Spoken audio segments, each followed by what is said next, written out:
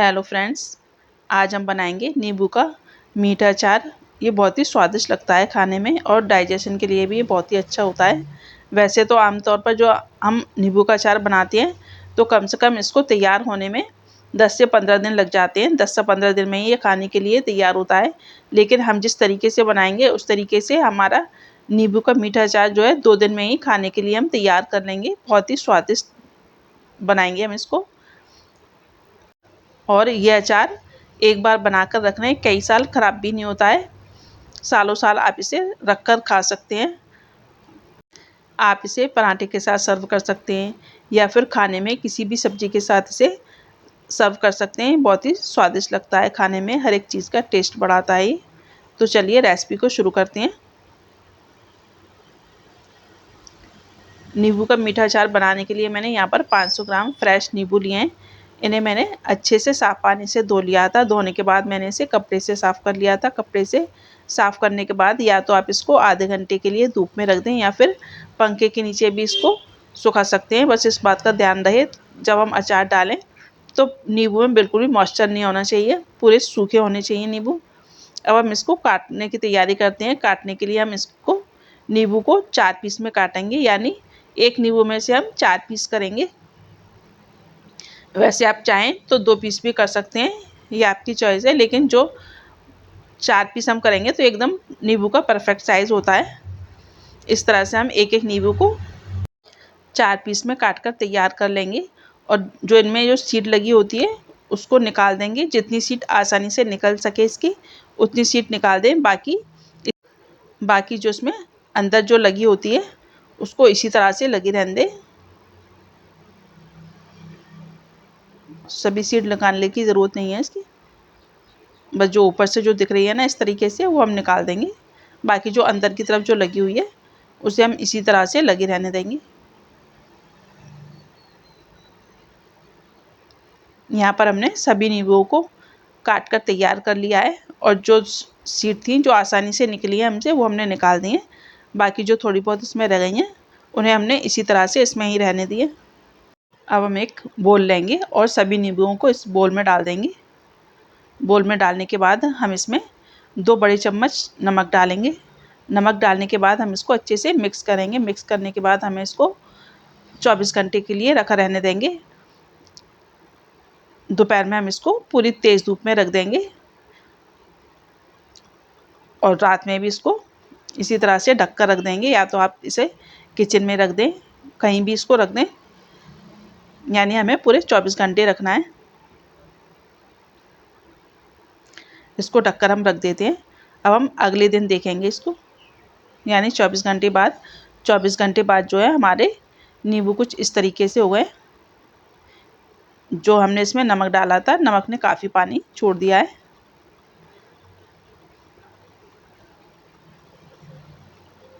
अच्छे से हम इसको मिक्स कर लेंगे। मिक्स करने के बाद हम इसमें कुछ मसाले ऐड करेंगे। मसाले डालने से पहले हम थोड़ा मसालों को रोस्ट कर लेंगे। रोस्ट करने के लिए मैंने गैस पर एक पैन रखा है। इसमें मैं 2 छोटे चम्मच अजवाइन डाल दूँगी। 1 छोटा चम्मच इसमें काली मिर्च डाल देंगे। 4 लौंग लिए मैंने और यहाँ पर 1 बड़ी इलायची है और 2 छोटी इलायची, इन्हें भी हम रोस्ट कर लेंगे। बस हमें मसालों को थोड़ा हल्का सा रोस्ट करना है, बहुत ज़्यादा भूनना नहीं है। हमें सिर्फ मसालों का मॉइस्चर निकालना है, बहुत ज़्यादा भुनने की ज़रूरत नहीं होती इन्हें। थोड़ी देर कम आंच पर हम इसको इसी तरह से चलाते रहेंगे और थोड़ा सा चलाने के बाद हम गैस की आंच बंद कर देंगे। बंद करने के बाद मसालों को ठंडा कर लेंगे। यहाँ पर मैं बड़ी इलायची का छिलका निकाल दूँगी क्योंकि हमें छिलके की ज़रूरत नहीं है, हमें सिर्फ इसके बीज ही इस्तेमाल करने हैं। बड़ी इलायची और छोटी इलायची का भी हम इसी तरह से छिलका निकाल देंगे। दोनों के हमें छिलके नहीं लेने हैं, सिर्फ हमें बीज लेने हैं इसके अंदर के। इस तरह से छिलका हटाने के बाद हम सिर्फ इनके बीज ले लेंगे और फिर इन सभी मसालों को एक मिक्सी के जार में डालकर इसको दरदरा ग्राइंड कर लेंगे। यहाँ पर मैंने एक मिक्सी का जार ले लिया है। ठंडा होने के बाद हम इन मसालों को मिक्सी के जार में डाल देंगे और इनको दरदरा ग्राइंड कर लेंगे। हमें इसका पाउडर नहीं बनाना, बिल्कुल सिर्फ दरदरा ग्राइंड करना है। यहाँ पर मैंने सभी मसालों को दरदरा ग्राइंड कर लिया है। मैं दिखा देती हूँ उसको एक बार, इस तरीके से। अब हम इन मसालों को जो हमने नींबू रखे थे उसमें डाल देंगे। इसके साथ ही मैं इसमें कुछ मसाले और ऐड करूँगी। यहाँ पर मैंने 2 छोटे चम्मच काला नमक लिया है। 1 छोटा चम्मच हम भुना हुआ जीरा ले लेंगे। 1 छोटा चम्मच मैंने कश्मीरी लाल मिर्च ली है। इससे हमारे अचार की जो है रंगत बहुत ही अच्छी आती है। और 1 कप भरकर मैंने चीनी ली है। अगर वज़न से आप नाप कर डालें तो करीब 350 या 400 ग्राम के करीब हम इसमें चीनी डालेंगे। 400 ग्राम चीनी वैसे इसमें एकदम परफेक्ट रहती है। अच्छे से सभी मसालों को हम मिक्स कर लेंगे। मिक्स करने के बाद हम इसको फिर से धूप में रखेंगे। सारे दिन की आप इसे धूप दिखा लें और रात को भी इसी तरह से रख कर छोड़ देंगे। इसको अच्छे से ढक देते हैं। ढकने के बाद हम इसको सारे दिन इसी तरह से धूप में रहने देंगे। ये अब अगले दिन का वीडियो है मेरा। पूरे 24 घंटे के बाद हम इस अचार को देखते हैं। हमारा जो मसाले जो हमने डाले थे, मसाले और चीनी, उसने काफ़ी पानी छोड़ दिया है।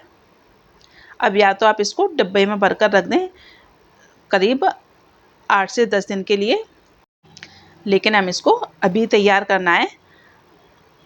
आज ही हम इसको खाने के लायक बनाएंगे। हमारा अचार जो है 2 दिन में काफ़ी गल चुका है। इसका छिलका जो है काफ़ी सॉफ्ट हो गया है।